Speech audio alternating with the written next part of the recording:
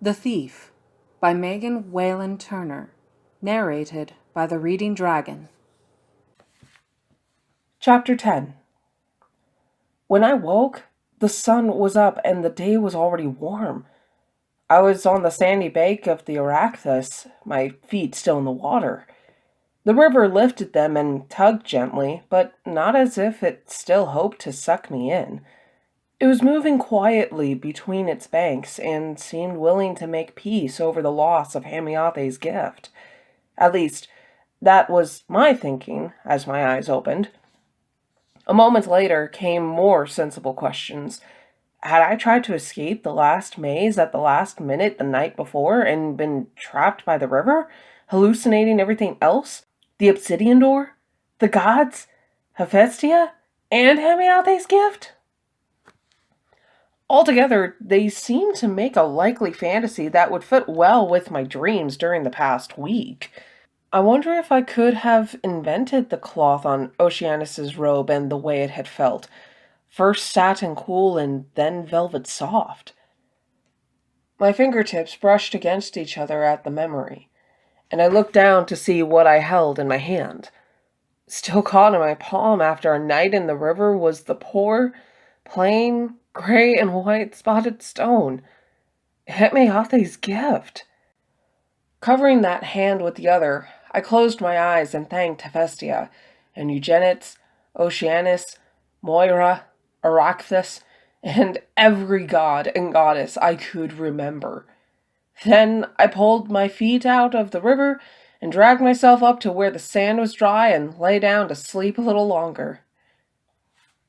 The magus, Pole, and Sophos found me there. They had seen the stone door from the cliff lying in the clear water beyond the waterfall, and had walked downstream with their packs in case they might find my body and give it a decent burial before turning toward home. I woke to find them standing around me. "Well," the magus said when I rolled over, "that is good news, at least." As I sat up, he leaned over me. "It is a great relief to my conscience that you are not drowned, Jen." He patted my shoulder awkwardly. "We are alive, and you are alive, so this expedition was, at least, not the disaster of earlier ones. If we fail to retrieve Hamiathe's gift, well, perhaps someone else found it first, or perhaps it was never there at all." I had meant to make him wait a little, but he sounded so bleak that, without meaning to, I rolled my hand over and opened the fist so that he could see the gift, resting on my palm. His knees seemed to weaken, and he squatted down beside me with his mouth open. I smiled at his wonder and my own delight. I was taken aback when he put his arms around my shoulders and hugged me like his own son. Or anyway, like a close relative.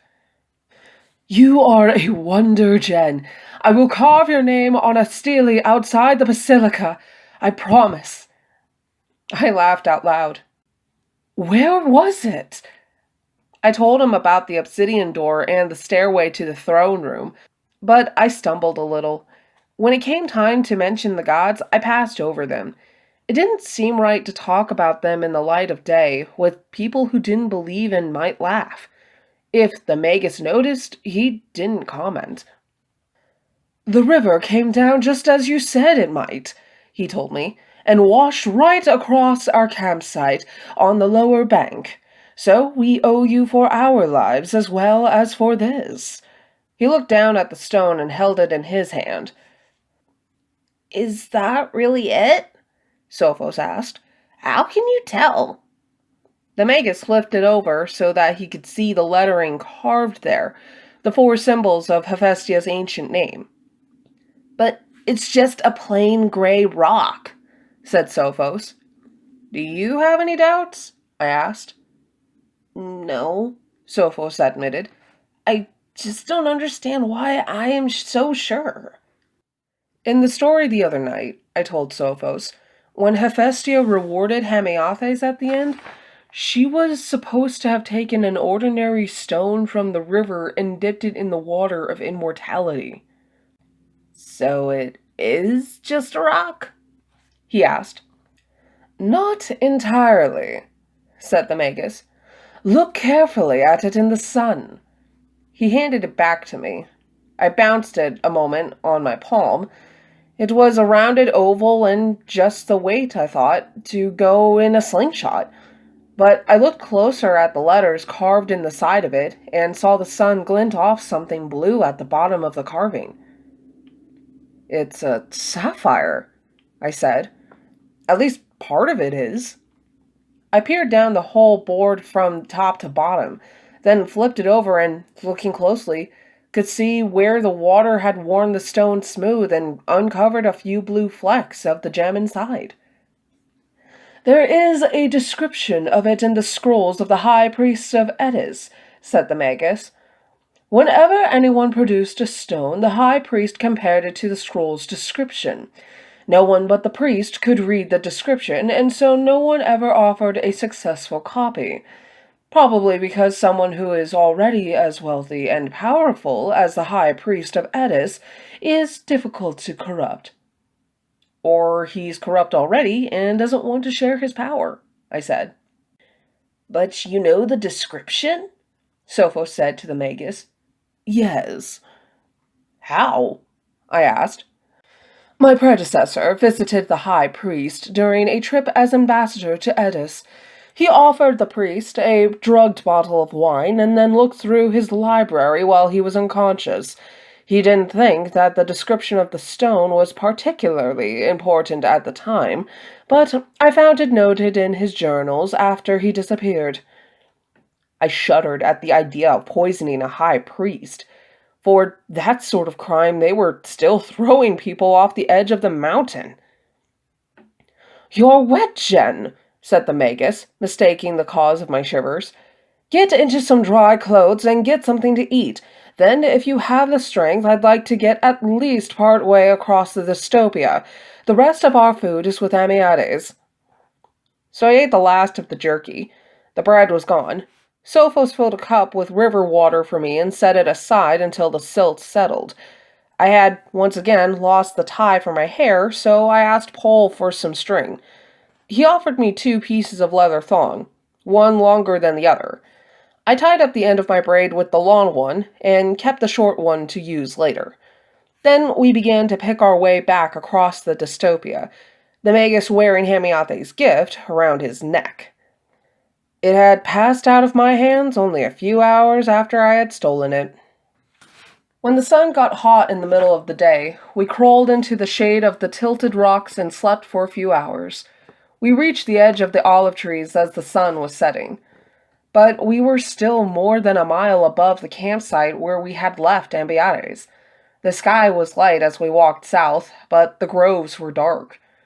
Through the darkness, we saw Ambiades' fire blazing. The magus shook his head. "He'll have the fire watch out from 50 miles away." He sent Pole ahead to put it out, or at least reduce the blaze, so that when the magus, Sophos, and I got to the clearing, Ambiades was over the first shock of seeing us return alive. "I thought you were all dead," he said. He didn't admit that he'd kept the fire burning bright because he'd been afraid of our ghosts wandering back across the dystopia. While we were gone, he'd eaten most of the food, but the magus spared him any lectures, and we all went to sleep. I didn't wake to see if anyone was keeping watch over me.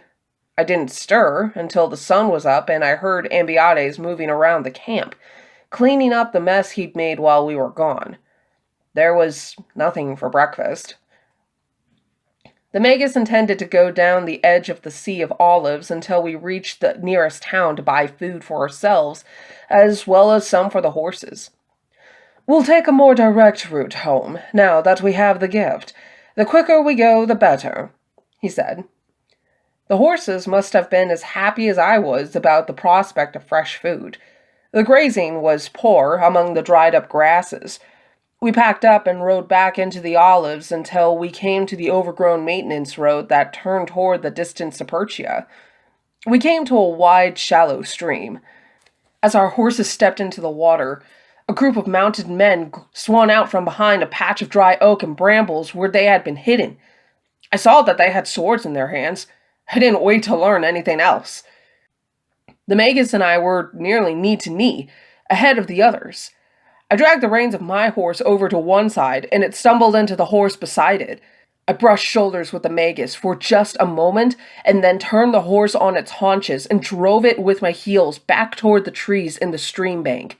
As a branch passed overhead, I grabbed it. Using my free hand, I pulled myself up into the tree.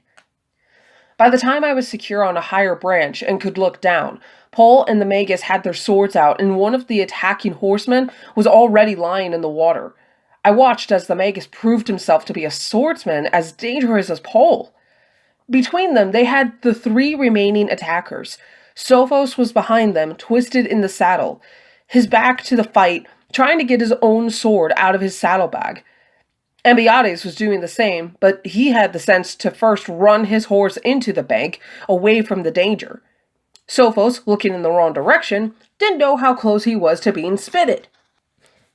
I called his name, but he couldn't hear me over the other shouting, which, in retrospect, I realized was mostly the magus and Pole yelling at him to forget the sword and hide in the trees. Pole was being drawn out by one attacker, leaving the magus to fight 2 men, and Sophos still unaware of his danger. His attention was in his sword belt, which was caught in the buckle of his saddlebag. Swearing, I stood up on my tree branch and rushed along its length. I threw myself face down, lying mostly on the main limb and partly on the outer branches, and reached through the prickling leaves. All that I could reach of Sophos was his hair. I grabbed that and pulled him off balance just as a horseman slipped between the magus and Pole. Sophos fell face first off his horse, almost taking me with him. He landed in the mud with his horse between him and the fighting, and if he'd stayed down, he would have been safe. But he struggled to his feet, sword in hand, as the cursed horse moved away. He was left standing with his mouth open, looking at the lifted sword of his opponent. I closed my eyes, but at the last possible moment, he must have shifted his weight and parried the blow aimed at his head. His return to guard position was slow, and I don't know what he would have done next, being too far off balance to recover, but he didn't need to do anything. As I opened my eyes, Pole slid his sword into the man's ribcage, nearly to the hilt. The man grunted and hung for a moment on the sword before he slid off into the water. There was another splash on the far side of the stream as the magus finished his opponent as well. I pushed myself upright on my branch and moved back toward the trunk of the tree. There were 4 riderless horses, stamping around in the muddy stream. When their feet stopped crunching on the gravel and they stood still, looking confused, the magus was able to ask Sophos if he was hurt. "No, I'm fine." "Good. Ambiades?" "I'm fine." "Pole?" "Nothing serious." He was mopping up blood from a slice just below his elbow. "And Jen, I see you found a safe place to wait while we were busy." I opened my mouth to point out that I didn't have a sword to defend myself with, not that I wouldn't have climbed the tree anyway, but instead I stared at him with my mouth hanging open like a horrified gargoyle. I pointed to his shirt. He lifted one hand, instinctively checking for a wound, before he realized. Hamiathe's gift was gone.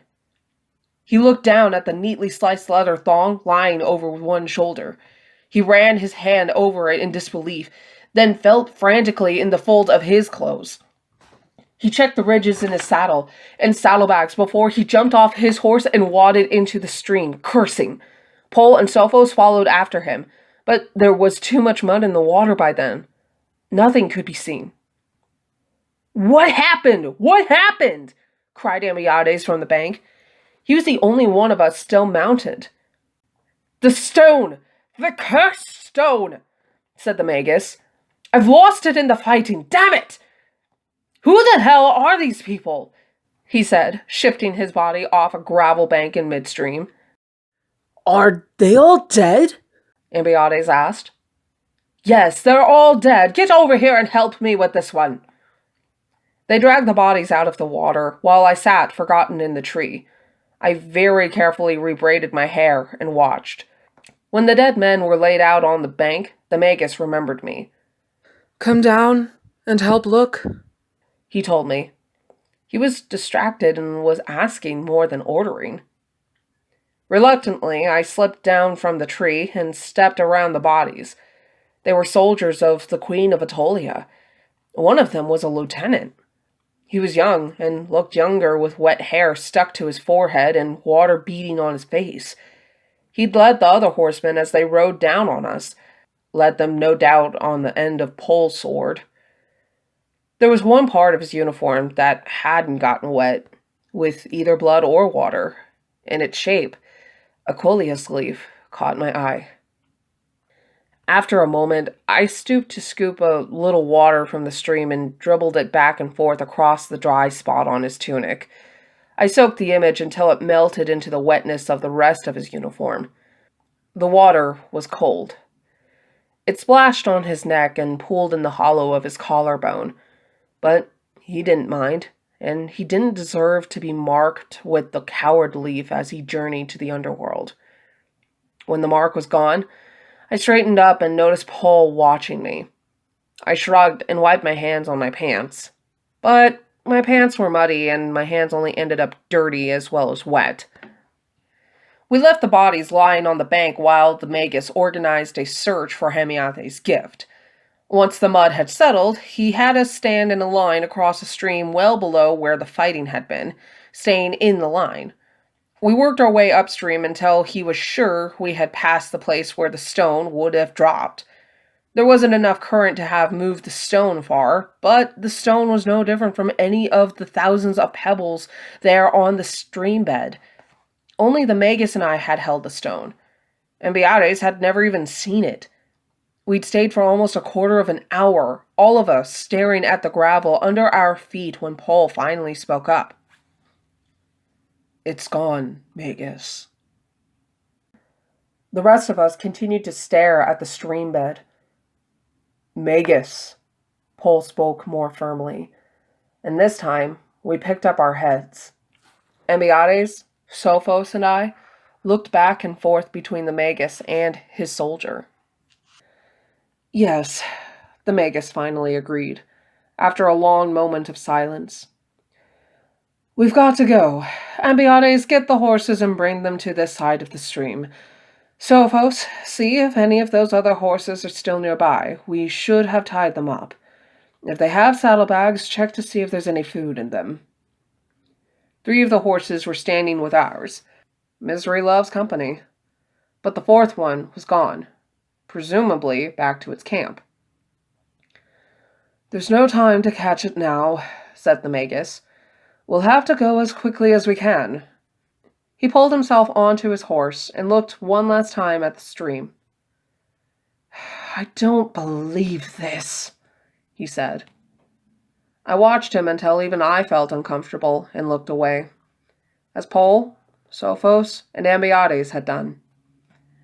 He'd had the stone for a day and lost it. I should have been pleased. 5 days earlier, I would have been delighted to imagine what it would be like for him in the court of Sonus when he went back to his king and told him the gamble had failed. But I wasn't enjoying myself. I told myself it was because I was wet from wading in the stream, or it may have been that I was afraid of the people who would be coming soon to find out what happened to the lieutenant and his 3 men. "All right," said the magus at last. "All right, let's go." But he still didn't turn his horse away from the stream. In the distance, we heard a shout. The stray horse had been found, but the magus sat, unwilling to give up. He looked at the stream bank and the trees around him, as if for landmarks, as if there were some hope that he might return to the place and to search again. My nerves communicated themselves to my horse, and it sidled and blew underneath me. Finally, the magus dragged himself away. We turned our horses down the track and kicked them into a gallop. The magus rode beside me, still looking stunned. I don't know what the others were thinking. I was concentrating on my riding. This was no time to drop behind or, worse, fall off the horse.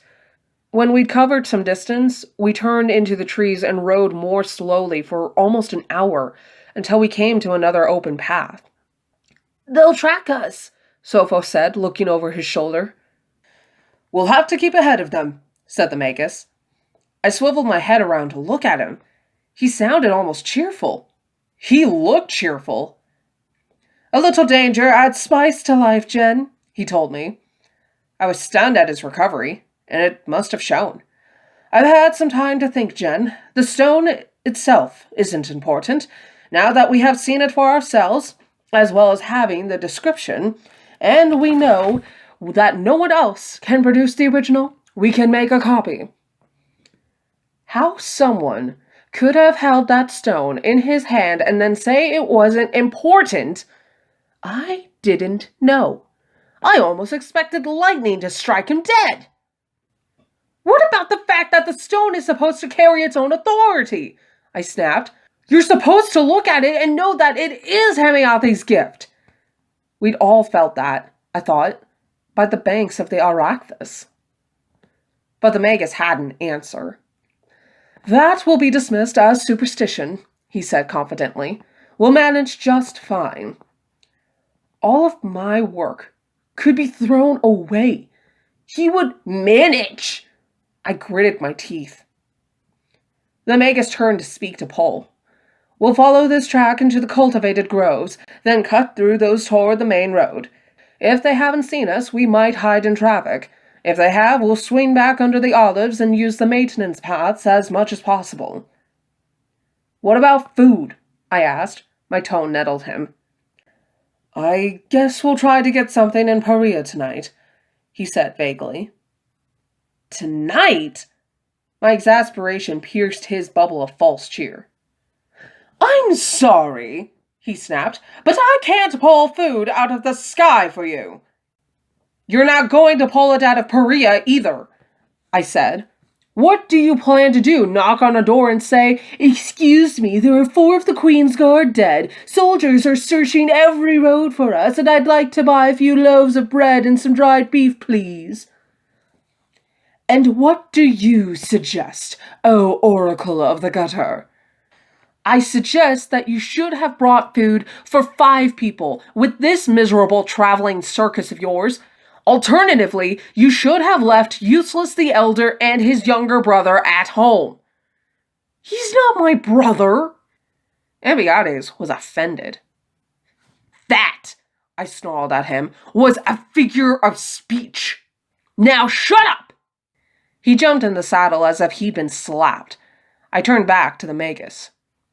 "How do you propose to get food?" But the magus had had a moment to think and had arrived at the obvious solution. "You," he said, "are going to steal it." I threw up my hands. Paria was an old town. Like many, it had outgrown its walls and was surrounded by fields and farmhouses. I walked through kitchen gardens, harvesting whatever my hands found in the dark. I dropped what I gathered into a bag I had taken from a shed at the first house I passed. Once, I got too close to a goat pen, and the occupants bleated at me. When no one came out to check on them, I went in and collected 2 cans of goat milk from the settling shelf. I was thirsty, as well as hungry, and drank one of the cans while I considered burglaring someone's kitchen for leftover bread. I decided against it. Stale bread wasn't worth the risk, but I did slip into the hen house of the largest home I passed to wring the necks of 3 chickens. I dropped them into a second bag and left town. The magus and the others were waiting for me in the trees on the far side of an onion field. I hadn't been keen to risk my neck for them. There had been recriminations of uselessness as we rode. Ambiades hadn't liked it when I'd suggested he should have been left home. I pointed out that he'd been no help at the ford. He pointed out that I had climbed a tree. I pointed out that I had no sword. He offered to give me his, point first. When I'd left the others in a rare grove of almond trees outside town, the magus had told me he'd give me an hour, and if I wasn't back by then, he'd find the town center and shout "thief" at the top of his lungs. In the dark, he hadn't been able to see the contempt on my face, but he could hear it in my voice. "Be sure to shout, 'Murderers! Murderers!' too," I said. His answer had followed me as I walked away. "I'll make sure that we all go to the block together." Everyone looked sadly at the chickens when the magus said there was no time to cook them. Paul tied them to his saddle, and we headed off into the dark, eating handfuls of raw vegetables and crunching grit in our teeth. "There's a livery stable on the main road at Kalia," the magus said. "We can steal a change of horses there." I choked on the spinach I was chewing. "We can what?" "It's another 2 hours' ride if we push the horses," he went on, ignoring my interruption. "We can find a place to camp by the road. There are enough travelers that we won't be noticed. We'll get a couple of hours' sleep. Paul, you could put the chickens into the fire, and then we'll get the horses to ride on.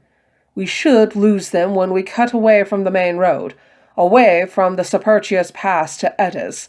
They won't expect that." "You're going to use the same trail back home? Why not just ride for the main pass?" Ambiades asked. "It's closer, isn't it? And once we're in Etis, we're on neutral ground." "Once we get to Kalia, we'd be closer to the main pass," the magus agreed. "But they'll have all the roads blocked, and I'm not sure we could sneak through. The land around the pass is mostly open fields. They won't expect us to cut back inland, and we should slip by them." "I think the main pass would be better," Ambiades said hesitantly, giving the magus one last glance. "It's not your job to think," the magus told him. Ambiades tossed his head, and I thought he might say something, but he didn't. "About those horses," I said.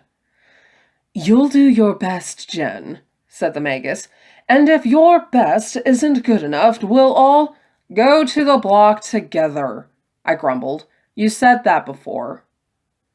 No one said anything more until we stopped on the road just outside Kalia. The magus was as optimistic as ever. Paul seemed to take everything in stride, and Sophos didn't know enough to be frightened. Only Ambiades was as nervous as a cat too close to a fire. Sophos had forgotten that he was keeping his distance from his idol, and he tried to chat with Ambiades as they unsaddled the horses. But Ambiades didn't answer. Paul kindled a fire in a traveler's fire ring and cut up the chickens to cook. The fire was just a circle of stones mortared together. There was one every 50 yards or so on the roads outside large towns. They were built for the merchants who stopped their pack trains outside towns to camp.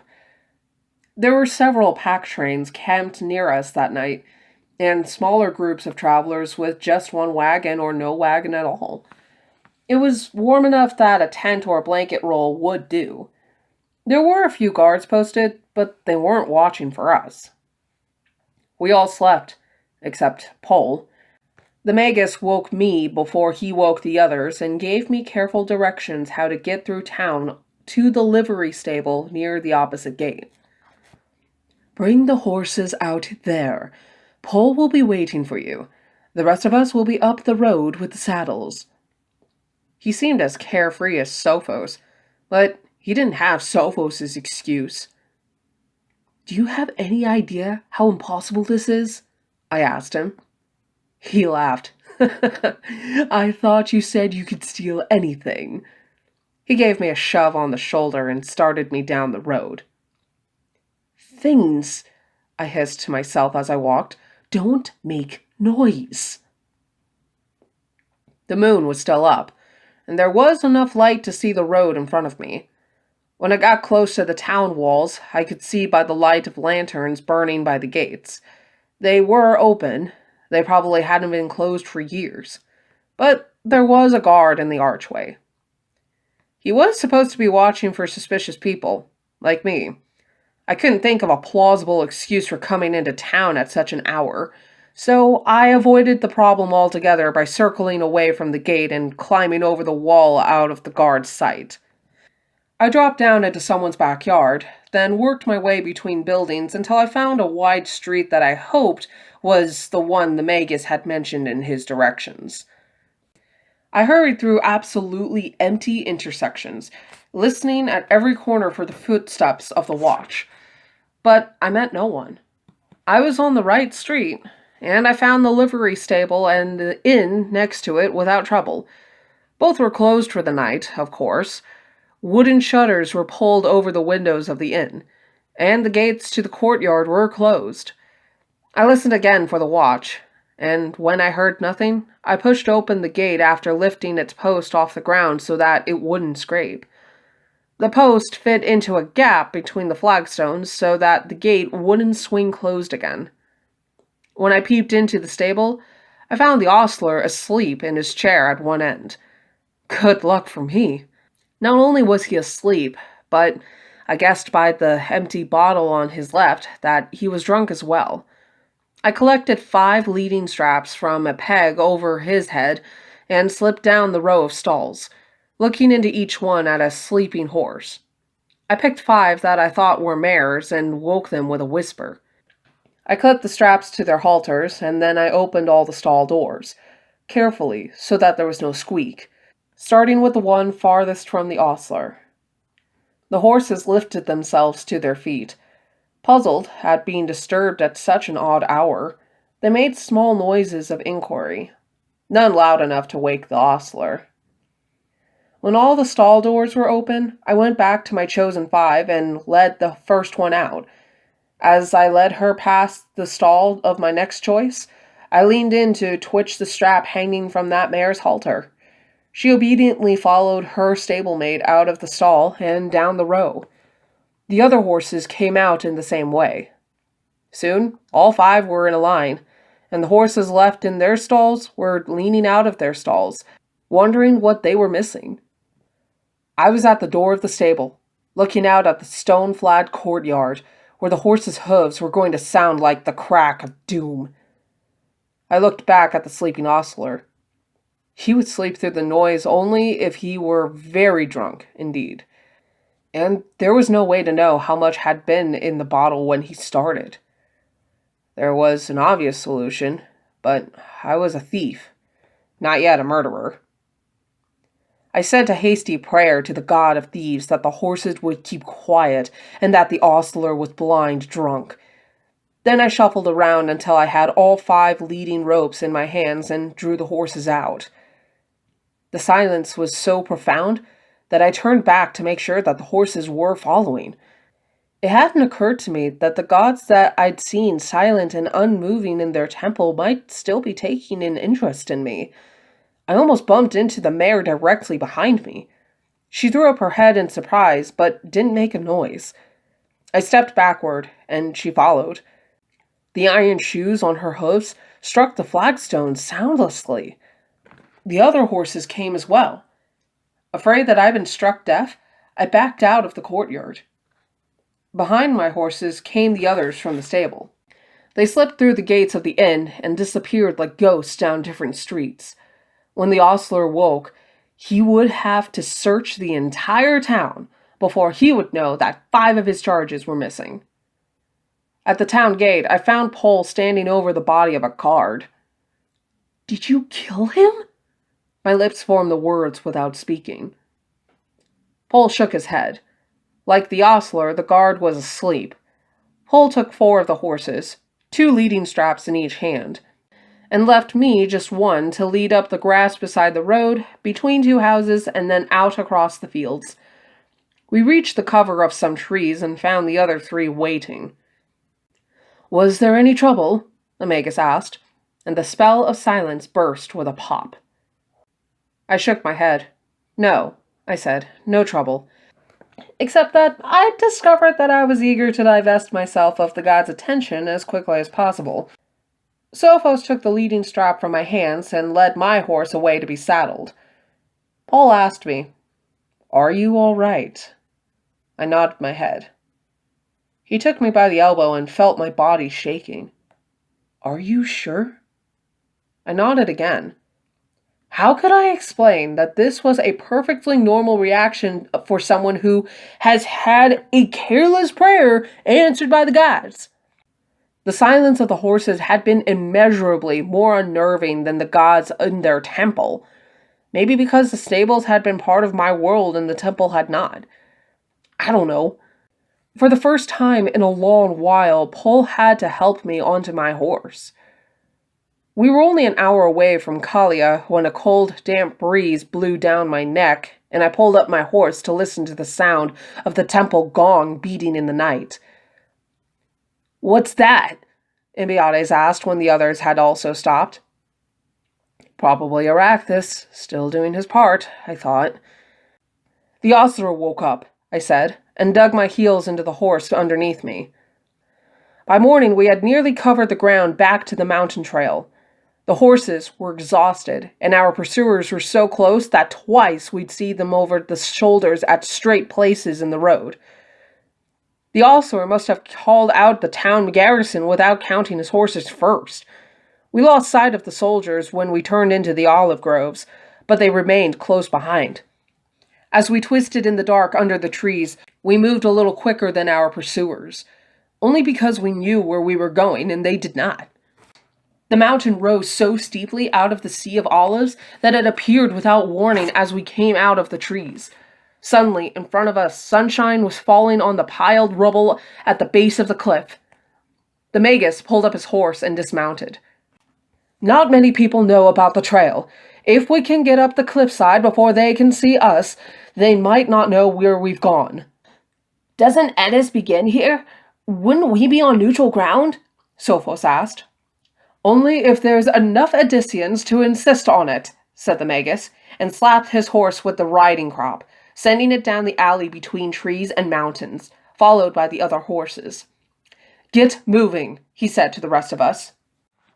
"Not me," I said, intending to find a safe hiding place to wait until the hunt flowed past. It was past time for me to be going my own way. Once they were free of pursuit, the magus and Paul might turn their attention to ensuring my return to Sonus in prison, and I wasn't going back to prison, or to Sonus for that matter. The magus was astonished. Then he was angry. "What do you mean, not you?" "I'm not going back to prison, or the silver mines, or some other hole in the ground. I'll take my chances in Atolia." "You think I would take you back to the prison?" the magus asked. "You think I would trust you?" I answered unfairly. He hadn't given me any reason not to trust him, but everyone remembered my comments in the mountains about the probability of a knife in the back. "The Atolians will kill you just the same," he said. "More painfully, probably. They'll be too busy chasing you." The magus glanced over at Pole. "You don't have time to waste forcing me," I pointed out.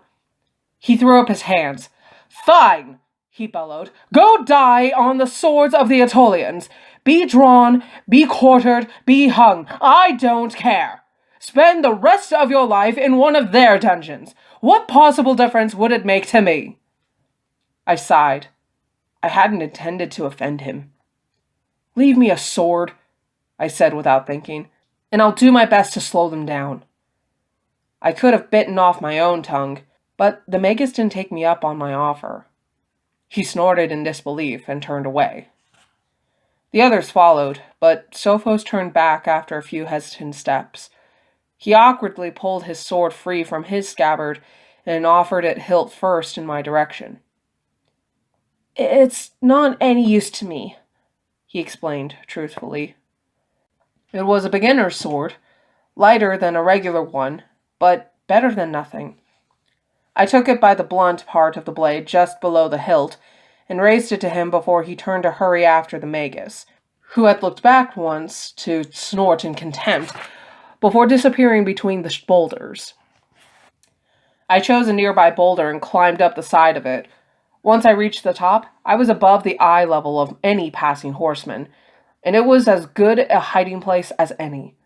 Any pursuers would ride by without being aware of me, unless of course I jumped down on them, waving a sword. I couldn't imagine what had possessed me to suggest such a thing to the magus. I'd sworn to the gods from the king's prison that I wasn't going to embroil myself in any more stupid plans. Of course, I hadn't actually believed in the gods at the time, but why should I care what happened to the magus and his apprentices? I spent 10 minutes sweating in the sun, reviewing all the reasons I didn't like the magus and everything he stood for, and trying to ignore a grisly image of all of them being beheaded. There was a jingle of bits, and several hundred yards away, the Aetolians appeared one by one from the cover of the trees. They paused to look at the hoofprints leading toward the main pass, then ignored them, riding directly toward the magus' secret trail. They weren't the garrisons from Kalia, like the soldiers we'd met earlier. They were dressed in the colors of the Queen's Guard. I told myself one more time, as they passed beneath me, that the only reasonable thing to do was to wait until they passed, so I could sneak down the far side of the boulder and disappear into the trees. Then I jumped onto the shoulders of the second rider from the front. The other horses were moving too quickly to stop, and as I hit the ground on top of the Aetolian, I saw a hoof land on the turf several inches from the end of my nose. The Aetolian struggled up on top of me, just in time to be hit by a following hoof. The horse came down as I scrambled away on all fours, dragging Sophos' sword. I managed not to stick the Aetolian, his horse, or myself. I got to my feet and ran. Once I was among the olives, I could move faster than the men still on horses, and I was well ahead of those who'd been thrown. I was heading for a patch of dry oaks I'd seen from the cliff top 10 days earlier. The oaks grew low to the ground, and I counted on their tightly packed leaves to hide me. Without dogs, the pursuers had little chance of dragging me out, and I could stay under cover until nightfall, then disappear in the dark. The solid mass of oak trees was visible between the trunks of the olives, and I was slowing down, trying to pick the best place to dive into the cover of their leaves, when a second party of horsemen appeared and cut off my escape. Unable to outdistance them for long, I swung back toward the mountain, hoping to get among the rocks, where I couldn't be ridden down. If I could climb the cliff face, and if they didn't have crossbows, or, God's forbid, guns to shoot me with, I might get away or at least surrender without being killed first. I pounded across the hard-packed dirt under the olives, and some small part of me that should have been thinking something more sensible noticed that my strength had returned since I'd left the king's prison. I made it to open ground, but my pursuers caught up with me just before I reached the rocks. A horse moved in front of me, and I had to turn to avoid it. There were horses everywhere, and shouting. Everyone seemed to be shouting. We hope you enjoy the story. If you like this telling, please hit the like button and subscribe to receive more content. When you subscribe, be sure to hit the notification bell so that you can be notified as to when I have a new story to tell.